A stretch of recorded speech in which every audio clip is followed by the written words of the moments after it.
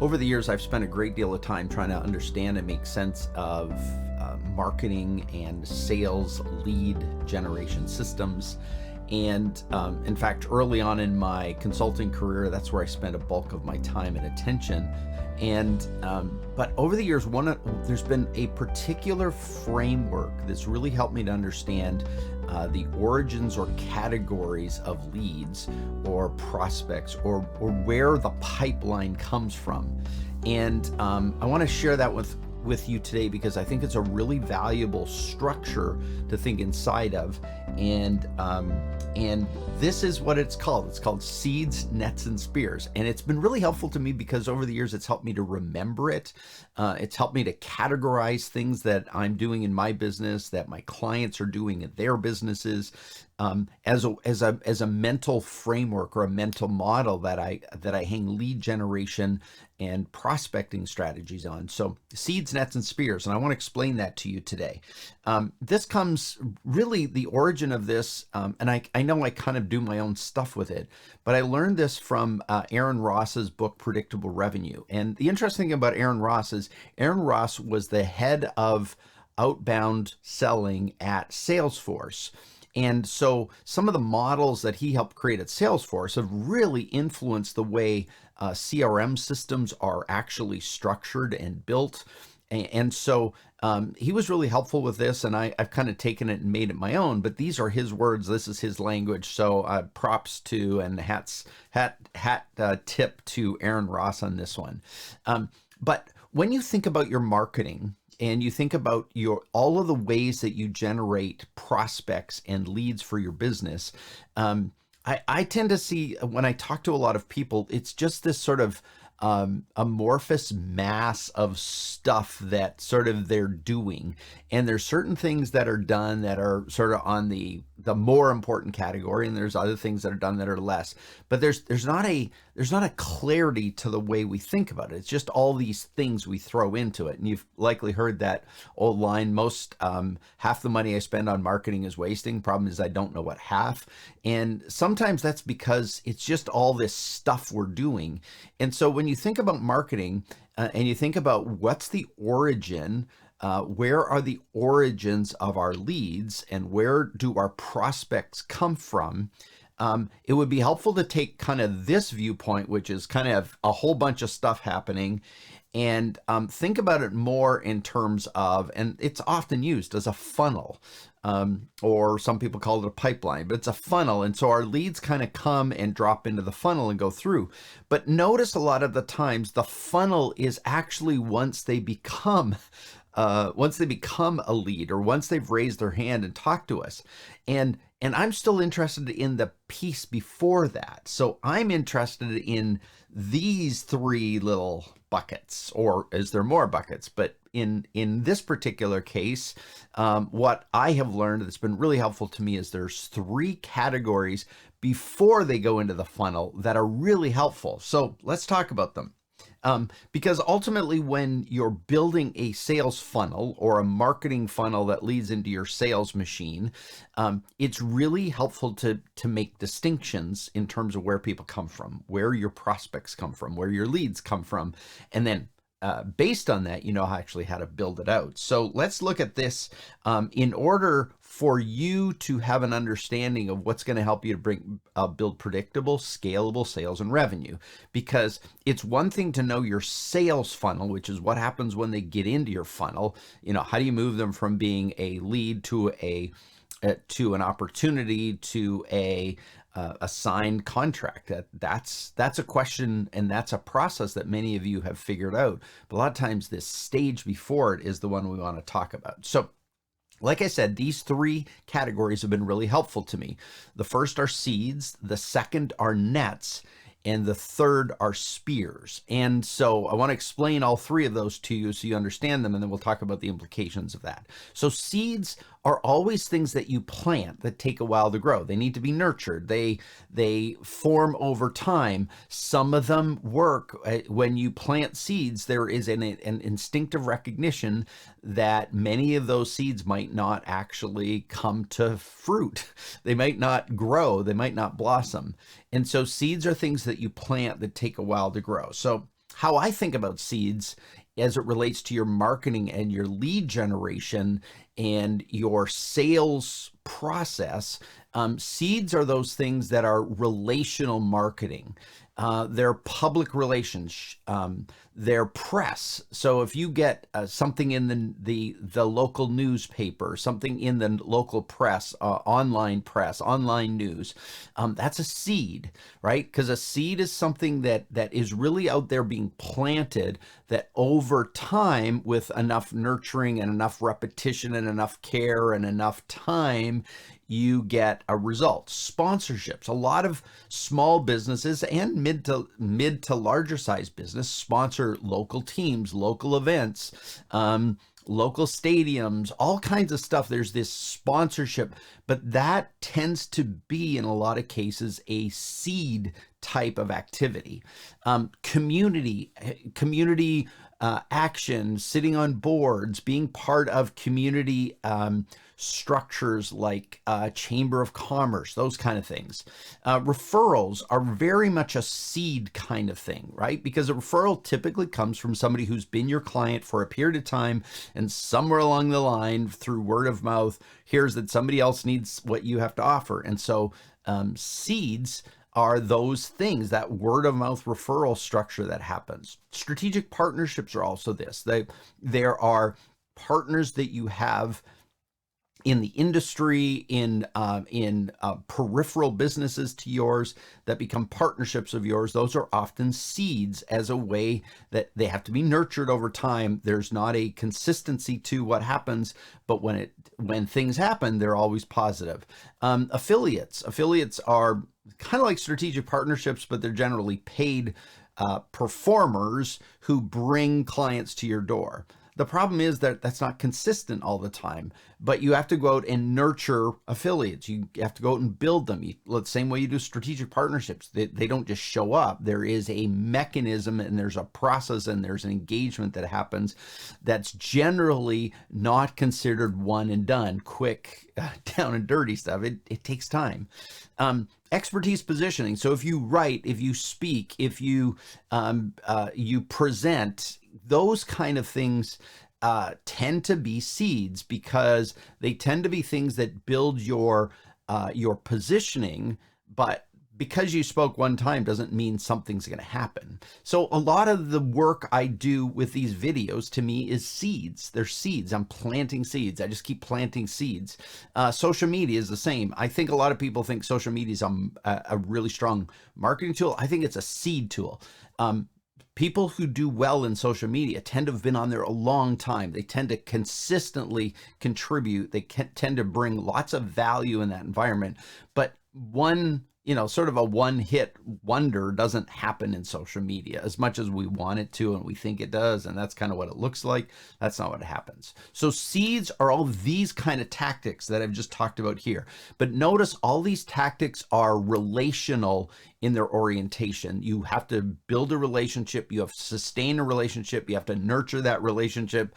You got to feed it, and you got to water it, and you got to let sun grow on it. That's what seeds have. And those are the kind of things that become an element of the origins of your leads and the origins of your customers and prospects. And it's really helpful to understand that one. All right, so that's seeds. Second one are nets. Nets to me are, and the orientation is different here. Seeds are something you plant. Nets, something you cast.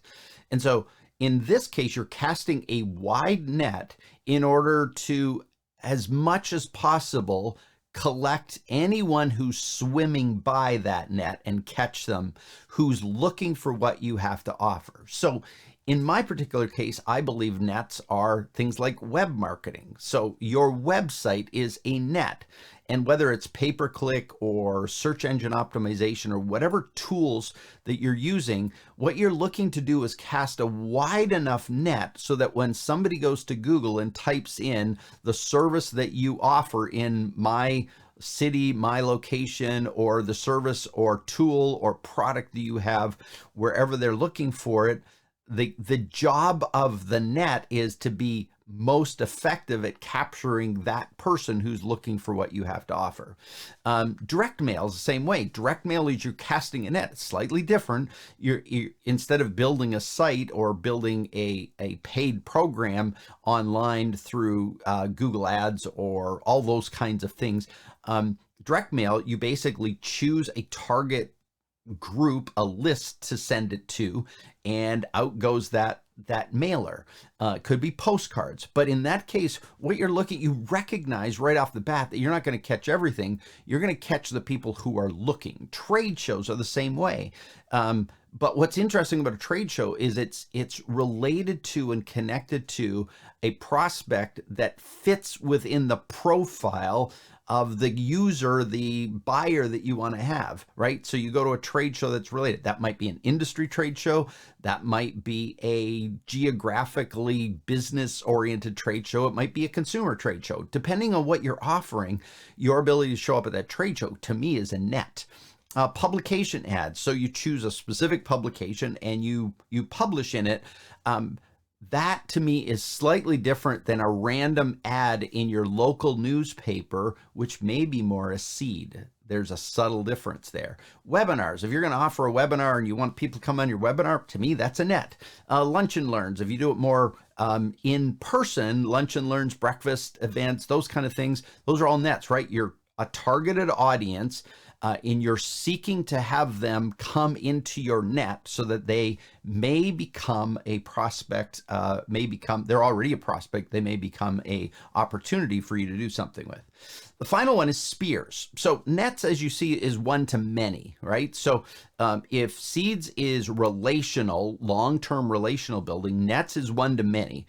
I'm putting something out in the world and creating a net in hopes that if someone swims by, I can capture them as long as my net's in the right place. As long as I'm fishing and casting my net in the right area, the goal is to attract those people who kind of swim into that zone. Final one is spears, and spears is very different. It's a very different way. It's different than seeds because seeds is a long-term nurturing, and it's not that spears doesn't long-term nurture, but nets is one to many. Spears is one to one, right? It's outbound, targeted one-on-one to a specific somebody that is likely the premium perfect client for your business. And so a lot of times when I'm talking to my coaching clients, one of the things we work on is your target 100 or your target 200, which are the 100 or 200 clients that you're going to always try and win their business. Not just this week, this month, but forever. So in small service businesses, one of the things I encourage is as part of your target 100 is like everybody in your backyard. Like if you have a industrial, if you're an industrial area or a service area, and you have a whole bunch of other businesses in your backyard and you do B2B services, then one of the groups on your targeted 100 list are all your neighbors. Like I want to own all my neighbors. I want to make sure I own the relationship with those businesses if they use the services that I offer. And so spears are really all about a targeted, very specific, one-to-one, long-term, never-ending, persevering kind of activity towards getting that specific audience as a client. So a spear, we're targeting them. A seed, we're growing it over time. A net, we're casting it and capturing what's coming in. And ultimately, a spear is actually taking specific prospects and targeting them very directly. So that's the essence of the overview. So the seeds, nets, and spears are sort of the structure. The tactics are these, right? Those are the types of tactics. And there's evolutions and layers to those tactics. But then there's some sort of positives and minuses about all these three. So with seeds, one of the really positive thing is this is a highly profitable approach. The benefit is when somebody who's known you for 6 years becomes a client because of long-term nurturing, because of or they become a client because of a referral, or they become a client because they've heard you present and teach and speak. they're committed to the relationship, and generally speaking, there's high value. You're not fighting on price in a lot of cases, so there's a value to that relationship. They're generally, when they get to you, it's a quick close. It's not a long-term, oh man, trying to figure out how to do business with this person. Generally, by the time they've decided to come and work with you, they've already done all the advanced work. They've already vetted you. They've already built the trust factor. So there's a real importance in terms of that stability of that relationship to nurture that win of the client. Some of the dilemmas, though, is time. I mean, some of the difficulties of the seeds model is it just takes a lot of time. And so if you're engaged in seed kind of tactics, you can't assume that that seed is going to generate for you a result tomorrow. If you're going to plant seeds in your tactical toolkit, if you're going to plant seeds, then you got to expect that you got to do a lot of nurturing to make that seed come to life.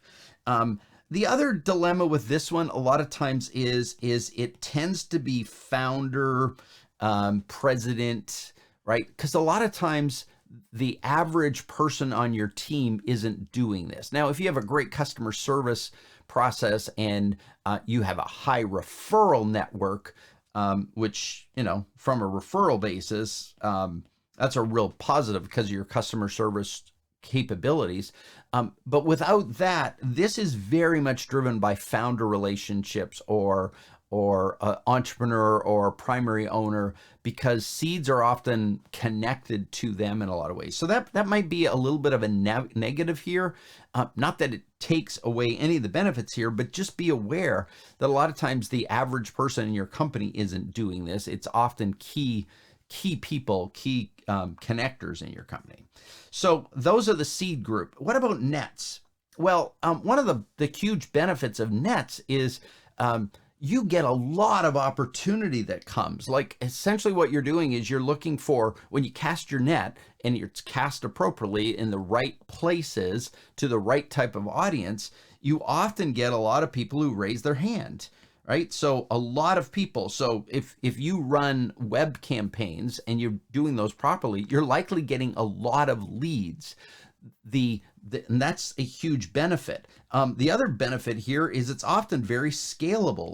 Like if you're spending $1,000 a month on pay-per-click ads and you're getting leads, it's very easy to move that to $2,000 a month, right? So it's relatively easy to scale because it's just cast a bigger net. The bigger the net, and as long as you have that dialed in, and you're dropping it in the right places, you're going to get a result. The dilemma with nets is they often bring you non-qualified leads, right? So a lot of times what you get are leads that aren't perfectly qualified. They just happen to be close to the net. So for instance, in pay-per-click marketing and search marketing, you may be selling a red shoe, and if somebody's looking how to repair a red shoe, you might get that click, which might lead to somebody calling you, but you don't actually repair red shoes, you only sell red shoes. And so the distinction there is, while you can capture that prospective lead, oftentimes in this net category, there's a lack of qualification. And that means, that means I lost it. Oops, I kind of lost that there. I don't know what happened there, but I lost that. We've got low conversion rate, right? When we have when our leads are not qualified, then we get low conversion rates. So we've got that issue. Not that it's a bad issue, because remember, if you're getting a ton of leads coming in the front door, then you have to build mechanisms for that, but it's a factor. The final one is spears, and huge benefit is these are generally your best prospects, right? So these people here are optimally targeted to be the kind of clients you most need and want.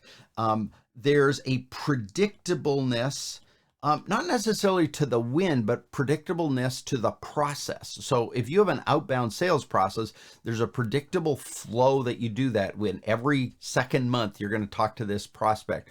this prospect every other week. You're going to send them an email. So there's perpetual motion related to this that's somewhat predictable. You know what's happening because they're a great client. They sometimes function like seeds, though, so there's no guarantee that you're going to close these in the timeline you want.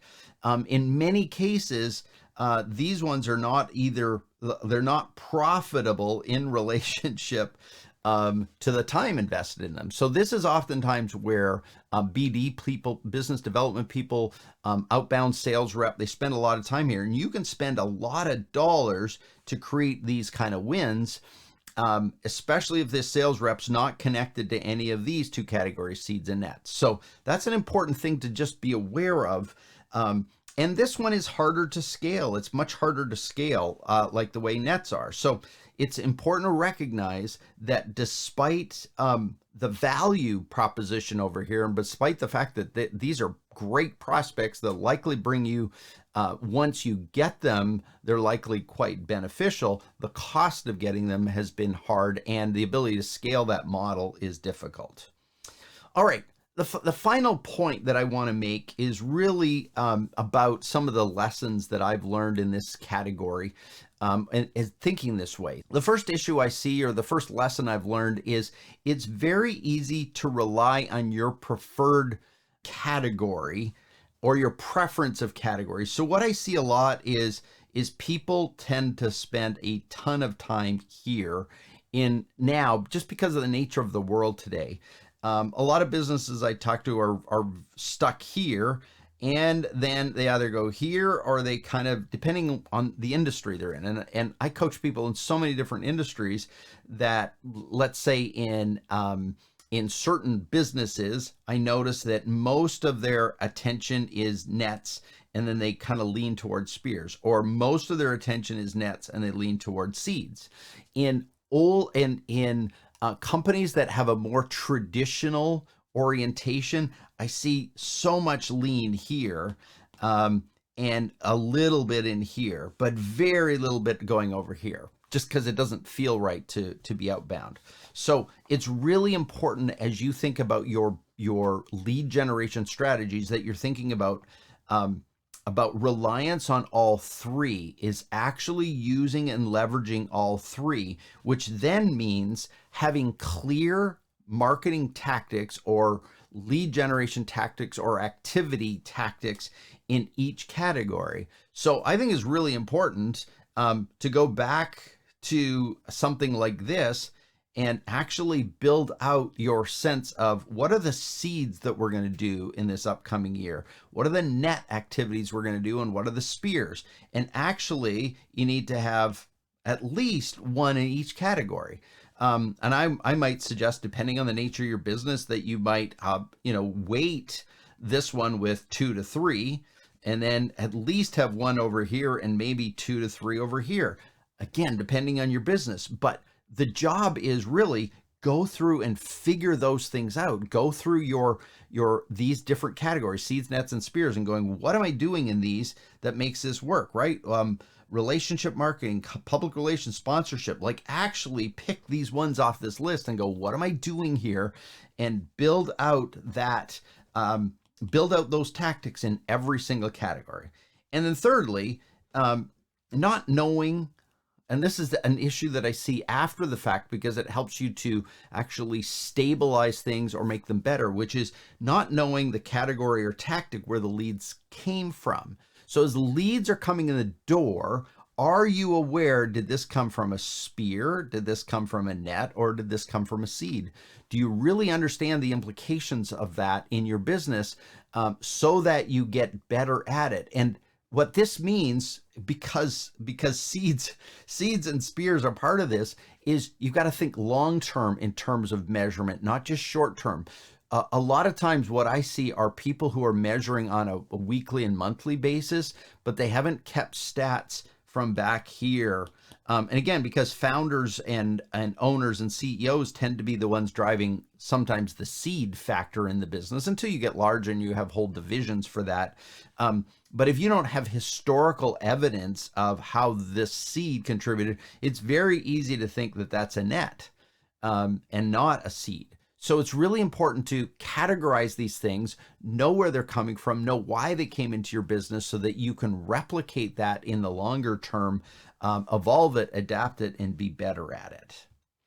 So those are some of the lessons learned. And my ultimate goal for you in telling you this is really that you understand the importance of these three categories, these three funnels, basically pre-funnels in your business, and the activity or the tactics required to make sure each of these produces results for you. So seeds, you got to nurture them, you got to water them, but you got to plant a lot of them, and you got to know what those things look like. Nets, are you casting the right net in the right place so that you get the right people coming into that net, raising their hand and saying they want to do business with you?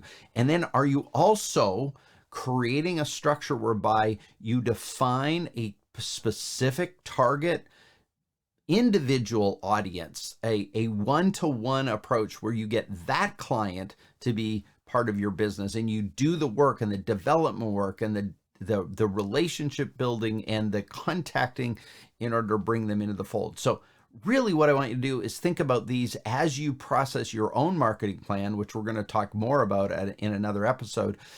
But think about these three factors, these three categories that support tactics that ultimately set people up to jump into your sales pipeline. It's a really important thing. It's helped me immensely over the years to see that structure in place. And with that structure in place, then you now have a mechanism or methodology to go back and make sure you're touching each of them, that you're contributing to each of them, and that each of them will ultimately fuel your long-term, consistent, recurring revenue and income. So hope that helps. We'll talk soon. Thanks. Bye.